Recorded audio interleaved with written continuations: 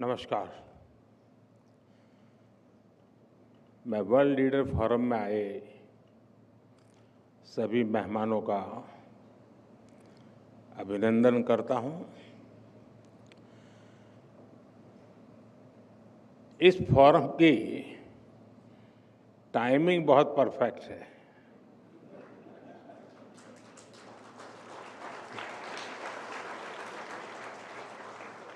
और इसलिए मैं आपकी सराहना करता हूं।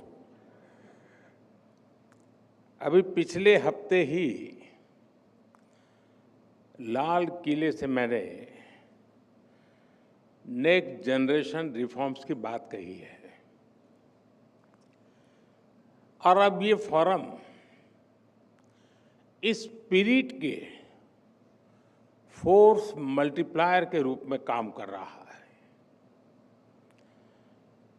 साथियों, यहाँ वैश्विक परिस्थितियों पर, जियो इकोनॉमिक्स पर बहुत विस्तार से चर्चाएं हुई हैं और जब हम ग्लोबल कॉन्टेक्स्ट में देखते हैं तो आपको भारत की इकोनॉमी की मजबूती का एहसास होता है। आज भारत दुनिया की फास्टेस्ट ग्रोइंग मेजर इकोनॉमी है। हम बहुत जल्द दुनिया की तीसरी सबसे बड़ी इकोनॉमी बनने वाले हैं।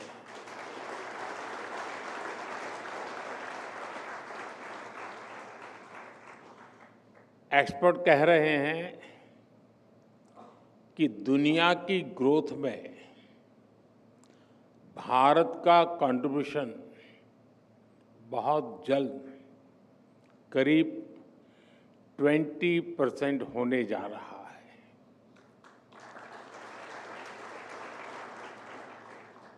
ये ग्रोथ, ये रेजिलियंस जो हम भारत की इकोनॉमी में देख रहे हैं, इसके पीछे बीते एक दशक में भारत में आई मैक्रो इकोनॉमिक स्टेबिलिटी है। आज हमारा फिस्कल डेफिसिट घटकर 4.4% तक पहुंचने का अनुमान है और ये तब है जब हमने कोविड का इतना बड़ा संकट झेला है। आज हमारी कंपनियां कैपिटल मार्केट से रिकॉर्ड फंड्स जुटा रही हैं। आज हमारे बैंक्स पहले से कहीं ज्यादा मजबूत है। इन्फ्लेशन बहुत लो है, इंटरेस्ट रेट्स कम है। आज हमारा करंट अकाउंट डेफिसिट कंट्रोल में है। फॉरेक्स रिजर्व भी बहुत मजबूत है। इतना ही नहीं, हर महीने लाखों डोमेस्टिक इन्वेस्टर्स एसआईपीज के जरिए हजारों करोड़ रुपए मार्केट में लगा रहे हैं। साथियों, आप भी जानते हैं, जब इकोनॉमी के फंडामेंटल्स मजबूत होते हैं, उसकी बुनियाद मजबूत होती है, तो उसका प्रभाव भी हर तरफ होता है। मैंने अभी 15 अगस्त को ही इस बारे में विस्तार से चर्चा की है। मैं उन बातों को नहीं दोहराऊंगा, लेकिन 15 अगस्त के आसपास और उसके बाद एक हफ्ते में जो कुछ हुआ है, वो अपने आप में भारत की ग्रोथ स्टोरी का शानदार उदाहरण है। साथियों, अभी लेटेस्ट आंकड़ा आया है कि अकेले जून महीने में, यानी मैं एक महीने की बात करता हूं, अकेले जून के महीने में ईपीएफओ डेटा में 22 लाख फॉर्मल जॉब जुड़ी है और ये संख्या अब तक के किसी भी महीने से ज्यादा है। भारत की रिटेल इन्फ्लेशन 2017 के बाद सबसे कम स्तर पर है। हमारे फॉरेन एक्सचेंज रिजर्व्स अपने रिकॉर्ड हाई के करीब है। 2014 में हमारी solar PV module manufacturing capacity करीब 2.5 गीगावाट थी। ताजा आंकड़ा है कि आज ये कैपेसिटी 100 गीगावाट के ऐतिहासिक पड़ाव तक पहुंच चुकी है।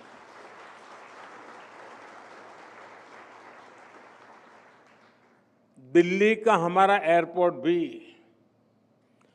ग्लोबल एयरपोर्ट्स के एलिट 100 मिलियन प्लस क्लब में पहुंच गया है। आज इस एयरपोर्ट की annual passenger handling capacity 100 million plus की है। दुनिया के सिर्फ 6 एयरपोर्ट्स इस एक्सक्लूसिव ग्रुप का हिस्सा है। साथियों, बीते दिनों एक और खबर चर्चा में रही है। S&P ग्लोबल रेटिंग ने भारत की क्रेडिट रेटिंग अपग्रेड की है और ऐसा करीब 2 दशकों के बाद हुआ है। यानी भारत अपनी रेजिलियंस और स्ट्रेंथ से बाकी दुनिया की उम्मीद बना हुआ है। साथियों, आम बोलचाल में एक लाइन हम बार बार सुनते आए हैं। कभी हम भी बोलते हैं, कभी हम भी सुनते हैं और कहा जाता है मिसिंग द बस। यानी कोई अवसर आए और वो निकल जाए। हमारे देश में पहले की सरकारों ने टेक्नोलॉजी और इंडस्ट्री के अवसरों की कई ऐसी बसेस छोड़ी हैं। मैं आज किसी की आलोचना के इरादे से यहां नहीं आया हूं, लेकिन लोकतंत्र में कई बार तुलनात्मक बात करने से स्थिति और स्पष्ट होती है। साथियों, पहले की सरकारों ने देश को वोट बैंक की राजनीति में उलझा कर रखा। उनकी सोच चुनाव से आगे सोचने की ही नहीं थी। वो सोचते थे जो कटिंग एज टेक्नोलॉजी है वो बनाने का काम विकसित देशों का है। हमें कभी जरूरत होगी तो वहां से इंपोर्ट करेंगे। यही वजह थी कि सालों तक हमारे देश को दुनिया के बहुत से देशों से पीछे रहना पड़ा। हम बस मिस करते रहे। मैं कुछ उदाहरण बताता हूं। जैसे हमारा कम्युनिकेशन सेक्टर है। जब दुनिया में इंटरनेट का दौर शुरू हुआ तो उस वक्त की सरकार असमंज में से थी। फिर 2G का दौर आया तो क्या क्या हुआ ये हम सब ने देखा है। हमने वो बस मिस कर दी। हम 2G, 3G और 4G के लिए भी विदेशों पर निर्भर रहे। आखिर कब तक ऐसा चलता रहा? इसलिए 2014 के बाद भारत ने अपनी अप्रोच बदली। भारत ने तय कर लिया कि हम कोई भी बस छोड़ेंगे नहीं, बल्कि ड्राइविंग सीट पर बैठकर आगे बढ़ेंगे।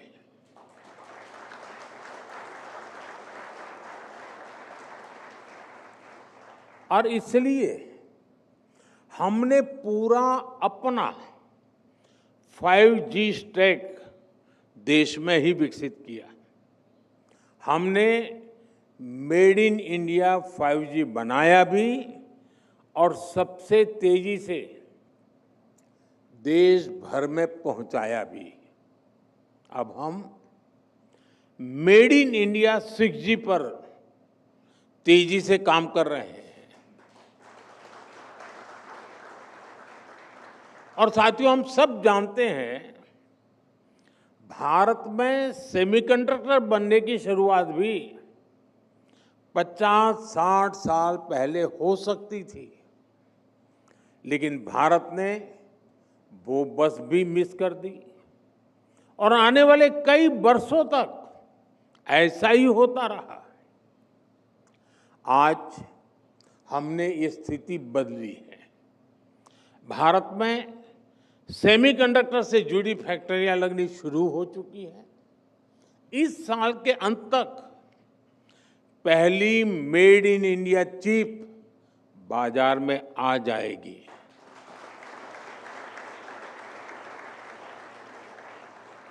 साथियों, आज नेशनल स्पेस डे भी है।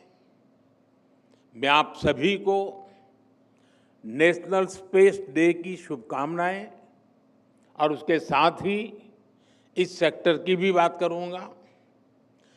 2014 से पहले स्पेस मिशंस भी सीमित होते थे और उनका दायरा भी सीमित था।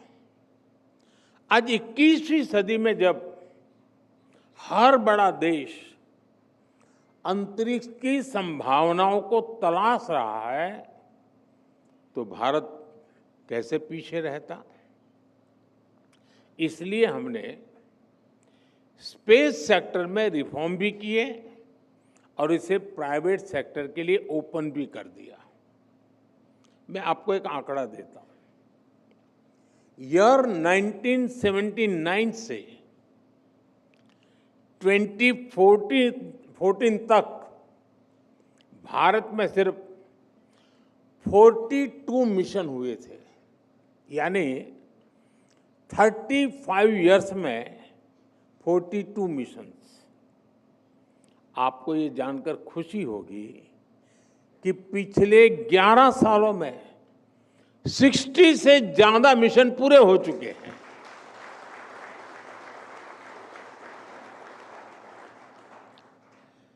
आने वाले समय में कई सारे मिशन लाइन अप है।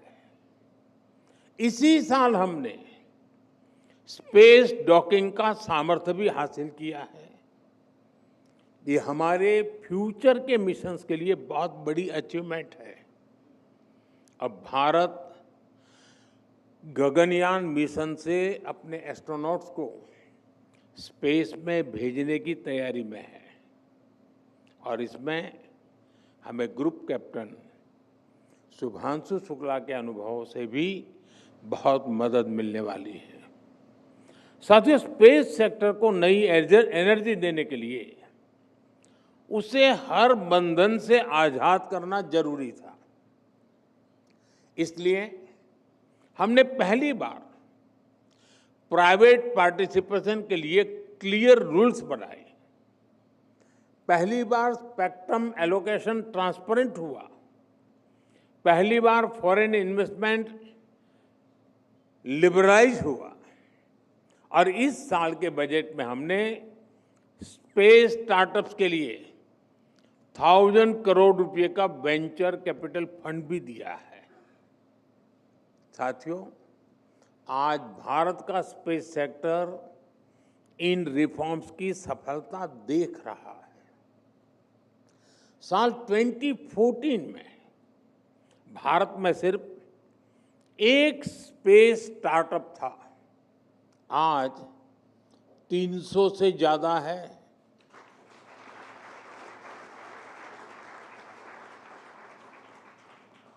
और वो समय भी दूर नहीं जब अंतरिक्ष में हमारा अपना स्पेस स्टेशन होगा।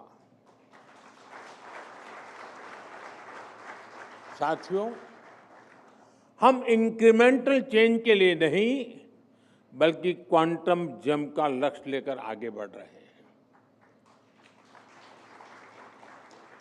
और रिफॉर्म्स हमारे लिए न कंपल्सन है, न क्राइसिस ड्रिवन है, ये हमारा कमिटमेंट है, हमारा कन्विक्शन है।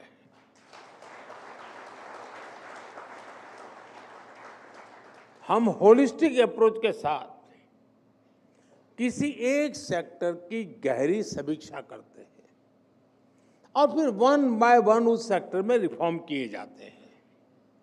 फ्रेंड, कुछ ही दिन पहले संसद का मॉनसून सत्र समाप्त हुआ है। इसी मॉनसून सत्र में आपको रिफॉर्म्स की निरंतरता दिखेगी। विपक्ष द्वारा अनेक व्यवधान पैदा करने के बावजूद हम पूरे कमिटमेंट के साथ रिफॉर्म्स पे जुटे रहे। इसी मॉनसून सत्र में जन विश्वास 2.0 है। ये ट्रस्ट बेस्ड गवर्नेंस और प्रो पीपल गवर्नेंस से जुड़ा बहुत बड़ा रिफॉर्म हुआ है।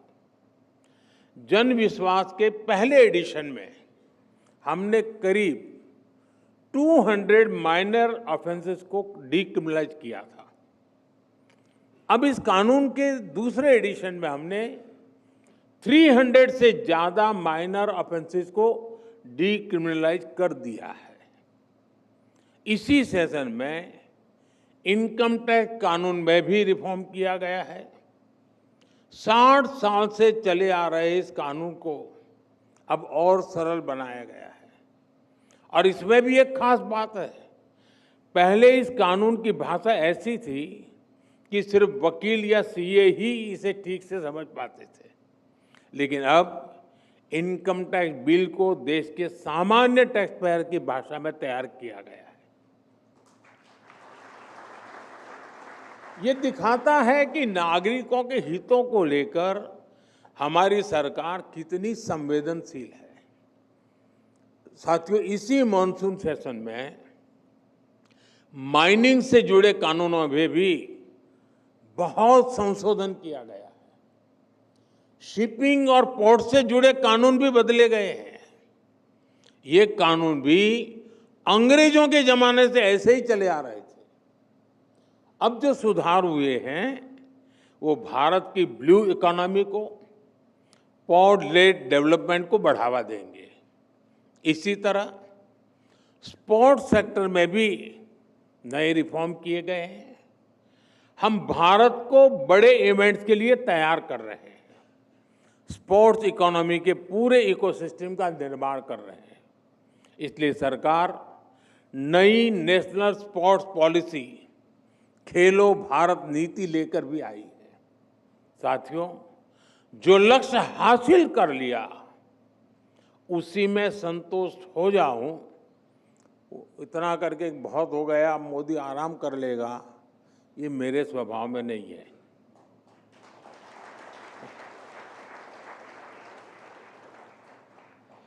रिफॉर्म्स को लेकर भी हमारी यही सोच है। हम आगे के लिए तैयारी करते रहते हैं। हमें और आगे बढ़ना है। अब रिफॉर्म्स का एक और पूरा आर्सेनल लेकर आने वाला हूं। इसके लिए हम कई मोर्चों पर काम कर रहे हैं। हम बेवजह के कानूनों को खत्म कर रहे हैं, नियमों और प्रक्रियाओं को सरल बना रहे हैं, प्रोसीजर्स और अप्रूवल्स को डिजिटल कर रहे हैं, अनेक प्रावधानों को डीक्रिमिनलाइज कर रहे हैं। इसी कड़ी में जीएसटी में भी बहुत बड़ा रिफॉर्म किया जा रहा है। इस दिवाली तक ये प्रक्रिया पूरी हो जाएगी। इससे जीएसटी और आसान बनेगा और कीमतें भी कम होगी। साथियों, नेक्स्ट जनरेशन रिफॉर्म्स के लिए इसके इस आर्सेनल से भारत में मैन्युफैक्चरिंग बढ़ेगी, मार्केट में डिमांड बढ़ेगी, इंडस्ट्री को नई एनर्जी मिलेगी, एम्प्लॉयमेंट के नए अवसर बनेंगे और ease of living, ease of doing business दोनों इंप्रूव होंगे। साथियों, आज भारत 2047 तक विकसित होने के लिए पूरी शक्ति से जुटा है और विकसित भारत का आधार आत्मनिर्भर भारत है। आत्मनिर्भर भारत को भी हमें 3 पैरामीटर्स पर देखने की जरूरत है। ये पैरामीटर है स्पीड, स्केल और स्कोप। आपने ग्लोबल पैंडेमिक के दौरान भारत की स्पीड भी देखी है, स्केल भी देखा है और स्कोप भी महसूस किया है। आपको याद होगा उस समय कैसे एकदम बहुत सारी चीजों की जरूरत पड़ गई थी और दूसरी तरफ ग्लोबल सप्लाई चेन भी एकदम ठप हो गई थी। तब हमने देश में ही जरूरी चीजें बनाने के लिए कदम उठाए। देखते ही देखते हमने बहुत बड़ी मात्रा में टेस्टिंग किट्स बनाए, वेंटिलेटर्स बनाए, देश भर के अस्पतालों में ऑक्सीजन प्लांट्स लगाए। इन सारे कामों में भारत की स्पीड दिखाई दी। हमने देश के कोने कोने में जाकर अपने नागरिकों को 220 करोड़ से ज्यादा मेड इन इंडिया वैक्सीन लगाई और वो भी बिल्कुल मुफ्त। इसमें भारत का स्केल दिखाई देता है। हमने करोड़ों लोगों को तेजी से वैक्सीन लगाने के लिए कोविन जैसा प्लेटफॉर्म बनाया।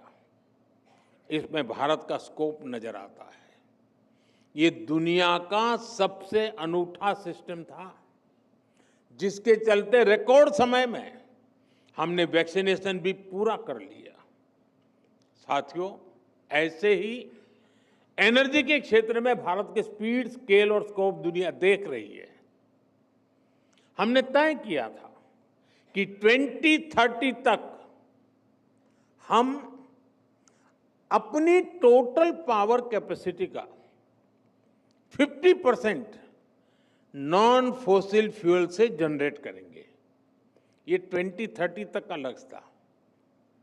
ये टारगेट हमने 5 साल पहले इसी साल 2025 में ही अचीव कर लिया।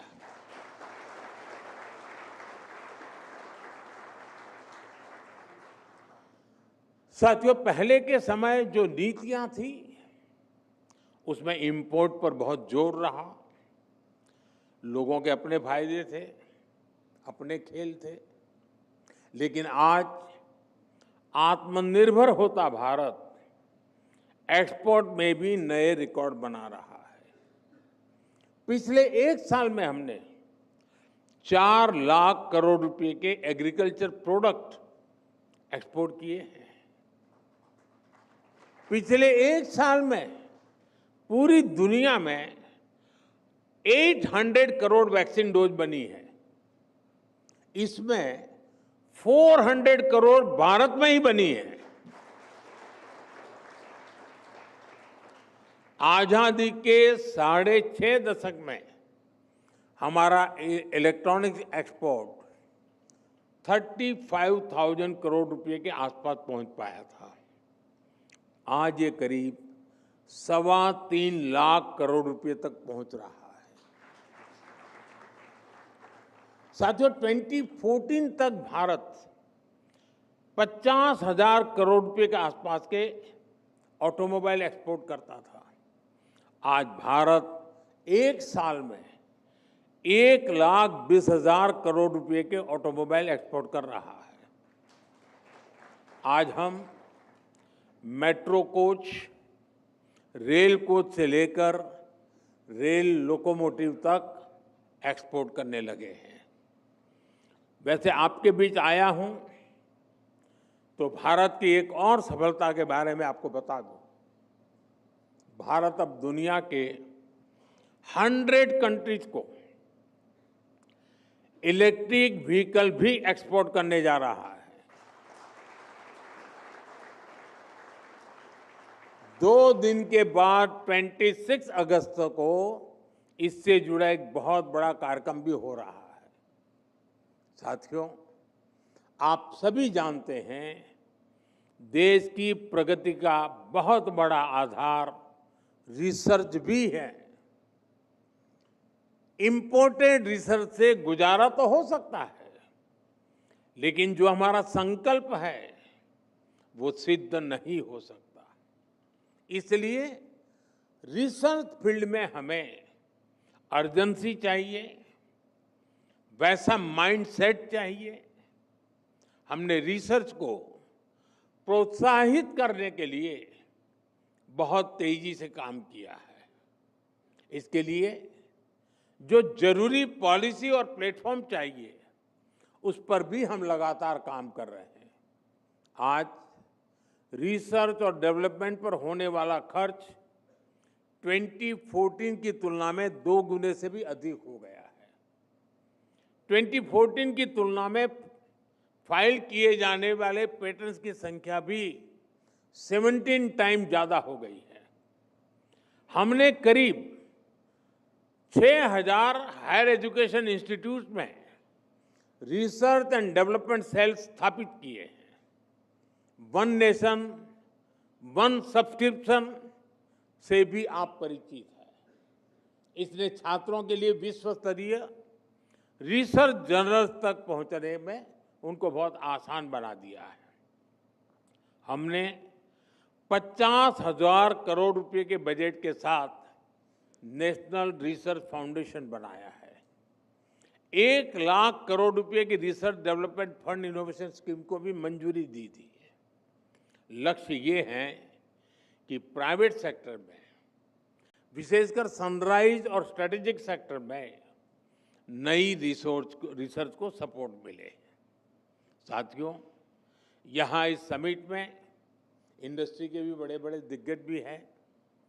आज समय की मांग है कि इंडस्ट्री और प्राइवेट सेक्टर आगे आए, विशेषकर clean energy, quantum technology, battery storage, advance materials और बायोटेक्नोलॉजी जैसे सेक्टर्स में रिसर्च पर अपना काम और अपना निवेश बढ़ाएं। इससे विकसित भारत के संकल्प को नई एनर्जी मिलेगी। साथियों, रिफॉर्म, परफॉर्म, ट्रांसफॉर्म के मंत्र पर चल रहा भारत आज उस स्थिति में है कि वो दुनिया को धीमी ग्रोथ से बाहर निकाल सकता है। हम ठहरे हुए पानी में किनारे पर बैठ करके कंकड़ मारकर एंजॉय करने वाले लोग नहीं हैं।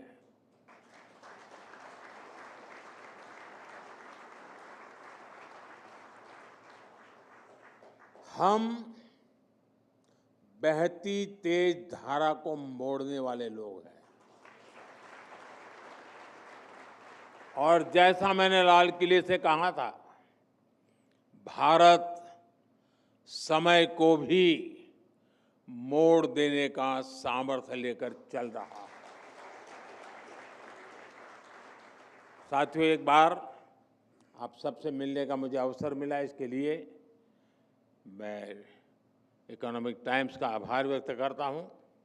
आप सबका भी हृदय से बहुत बहुत आभार व्यक्त करता हूं। बहुत बहुत शुभकामनाएं देता हूं।